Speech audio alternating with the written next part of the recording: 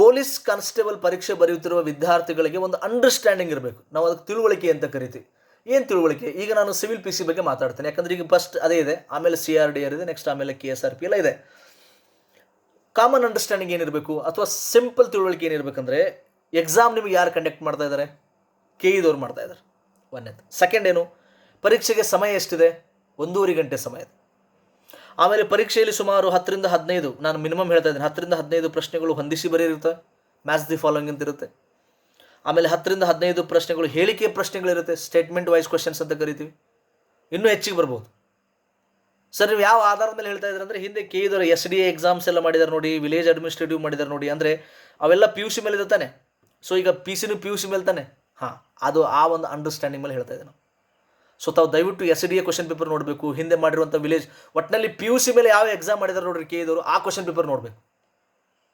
ಅದೇ ಥರ ಬರುತ್ತೆ, ನಾನು ಗ್ಯಾರಂಟಿ ಹೇಳ್ತೀನಿ. ಮತ್ತು ಇನ್ನೊಂದು ಸವಾಲು ಏನಿದೆ ಅಂದರೆ, ಇಲ್ಲಿ 1.5 ಗಂಟೆ ಇದೆ. ಬೇರೆ ಬೇರೆ ಎಕ್ಸಾಮ್ಗಳಿಗೆಲ್ಲ 2 ಗಂಟೆ ಇದೆ, ಇಲ್ಲಿ 1.5 ಗಂಟೆಯಲ್ಲೇ ನೀವು ಸಾಲ್ವ್ ಮಾಡಬೇಕು. ಯಾಕಂದರೆ ಇದು ಕ್ವಶನ್ ಪೇಪರ್ ಲೆಂತಿ ಆಗುತ್ತೆ. KEದವ್ರ ಕ್ವಶನ್ ಪೇಪರ್ ಉದ್ದ ಇರುತ್ತೆ, ಕ್ವಶನ್ಗಳು ದೊಡ್ಡವು ಇರ್ತವೆ. ಹಿಂದೆ KSP ಮಾಡಿದಾಗ ಒಂದು 20 ಪೇಜ್ ಇದ್ರೆ ಇವ್ರದ್ದು 30 ಪೇಜ್ ಇರುತ್ತೆ. ಇದಕ್ಕೆ ನಾವು ಅಂಡರ್ಸ್ಟ್ಯಾಂಡಿಂಗ್ ಅಂತ ಕರಿತೀವಿ, ತಿಳುವಳಿಕೆ ಅಂತ ಕರಿತೀವಿ.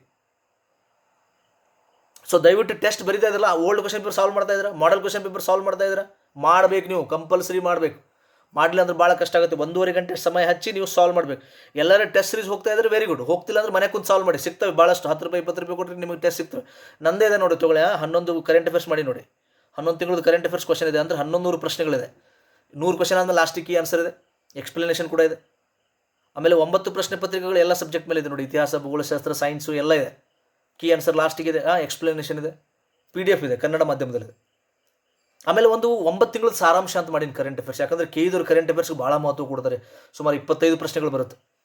ಆ ಲಾಸ್ಟ್ 2-3 ದಿನದಲ್ಲೇ ನೀವು 9 ತಿಂಗಳದ್ದು ರಿವಿಷನ್ ಮಾಡ್ಕೊಳ್ಳೋಕ್ಕೆ ಅಂತ ನಾನು 9 PDF ಮಾಡೀನಿ, 9 ತಿಂಗಳದ್ದು ಮಾಡೀನಿ. ಎಲ್ಲ ಒಂದೊಂದು ತಿಂಗಳದ್ದು 8-8 ಪೇಜು, 9-9 ಪೇಜ್ ಇದೆ. ಸೊ ಅಷ್ಟರಲ್ಲಿ ನೀವು ರಿವಿಷನ್ ಮಾಡ್ಬೋದು. ಅನ್ನಾಹುತ ಇಂಪಾರ್ಟೆಂಟ್ ಪಾಯಿಂಟ್ಸ್ ಕೊಟ್ಟು ನಾನು ಭಾಳ ಶ್ರಮ ಹಾಕಿ ಮಾಡಿದ್ದೀನಿ. ಇದು ತೊಗೊಳ್ಳಿ ಪೂರ್ತಿ. ಇದೆಲ್ಲ ನಿಮಗೆ ಇಲ್ಲಿ 450 ಇದೆ, ಬೇಡ 390 ಡಿಸ್ಕೌಂಟ್ ತೊಗೊಳ್ಳಿ. 390 7026583625 ಈ ನಂಬರ್ಗೆ ಜಸ್ಟ್ ನೀವು ವಾಟ್ಸಪ್ಪಲ್ಲಿ KE ಅಂತ ಟೈಪ್ ಮಾಡಿದ್ರೆ, ನೀವು 390 ಫೋನ್ಪೇ ಮಾಡಿದ್ರೆ ನಾನು ನಿಮಗೆಲ್ಲ PDF ಕಳಿಸ್ಬಿಡ್ತೇನೆ.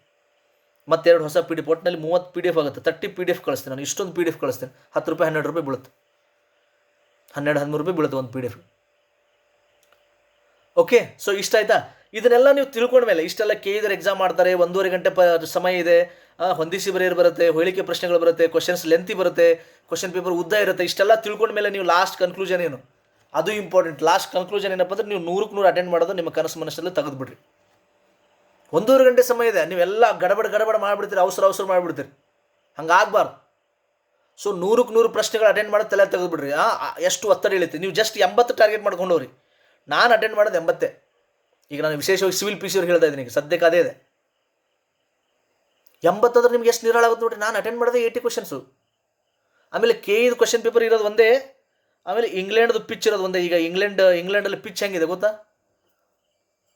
ಸೋತ್ರು ನೋಡ್ರಿ ನಮ್ಮ ಇಂಡಿಯಾದವ್ರ 200 ಸ್ಟ್ರೈಕ್ ರೇಟ್ ಮೇಂಟೈನ್ ಮಾಡೋಕೆ ಹೋದ್ರಿ ಎಲ್ಲರ. ಅಷ್ಟು ಮ್ಯಾಚ್ ಸೋತ್ರು ಇಂಗ್ಲೆಂಡಲ್ಲಿ. ಐರ್ಲೆಂಡ್ ಕೂಡ ಸೋತ್ರು, ಇಂಗ್ಲೆಂಡ್ ಕೂಡ T20 ಸೋತ್ರು. ಪರಿಸ್ಥಿತಿ ಏನಿದೆ? ಬಾಲಿಂಗ್ ಪಿಚ್ ಇರುತ್ತೆ, ಪಿಚ್ ಭಾಳ ಹಾರ್ಡ್ ಇರುತ್ತೆ, ಭಾಳ ವಿಚಿತ್ರ ಬಿಹೇವಿಯರ್ ಮಾಡುತ್ತೆ ಅಲ್ಲಿ ಆ ಇಂಗ್ಲೆಂಡ್ ಅಂತ ದೇಶಗಳಲ್ಲಿ ದೊಡ್ಡ ಗ್ರೌಂಡ್ ಇರುತ್ತೆ. ಅಂಥ ದೇಶಗಳಲ್ಲಿ ರನ್ ಸ್ಕೋರ್ ಮಾಡೋದಂದ್ರೆ ಇಟ್ಸ್ ಹೈಲಿ ಇಂಪಾಸಿಬಲ್. ಅರ್ಥ ಮಾಡ್ಕೋಬೇಕಲ್ಲ, ಅಂಡರ್ಸ್ಟ್ಯಾಂಡಿಂಗ್, ತಿಳುವಳಿಕೆ. ಮಹೇಂದ್ರ ಸಿಂಗ್ ಧೋನಿ ಆಗ್ರಿ, ಎಲ್ಲ ವೆದರ್ ಏನಿದೆ, ಪಿಚ್ ಹೆಂಗಿದೆ, ಗ್ರೌಂಡ್ ಹೆಂಗಿದೆ, ಬಾಲ್ ಹೆಂಗೆ ಬರ್ತಾ ಇದೆ ಎಲ್ಲ ತಿಳ್ಕೊಂಡು ಬ್ಯಾಟಿಂಗ್ ಮಾಡಿ ಮ್ಯಾಚ್ ಗೆಲ್ಬೇಕು. ನಿಮ್ಮದಲ್ಲಿ ಎಷ್ಟು ರನ್ ಹೊಡಿತೀರಿ ಇಂಪಾರ್ಟೆಂಟ್ ಅಲ್ಲ. ನೀವು 90 ಅಟೆಂಡ್ ಮಾಡ್ತಿರೋ, 80 ಅಟೆಂಡ್ ಮಾಡ್ತೀರಿ, ಇಂಪಾರ್ಟೆಂಟ್ ಅಲ್ಲ. ಯಾರು ಕೇಳಲ್ಲ. ಇದು ನಿಮ್ಮ ನೌಕರಿ ಆಯ್ತಲ್ಲ ಅಷ್ಟೇ ಕೇಳ್ತಾರೆ. ಗೆದ್ರೋ ಇಲ್ಲೋ ತಿಳುವಳಿಕೆ. ಈ ವಿಡಿಯೋ ನಾನು ಮಾಡ್ತಾ ಇರೋದು ತಿಳುವಳಿಕೆ ಬಗ್ಗೆ.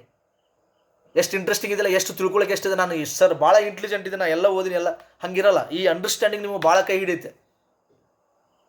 ಈ ತಿಳುವಳಿಕೆ ನಿಮಗೆ ಇರಬೇಕಾಗುತ್ತೆ. ಅರ್ಥ ಆಯ್ತಾ? ಸೊ ನೀವು 80 ಟಾರ್ಗೆಟ್ ಮಾಡಿ.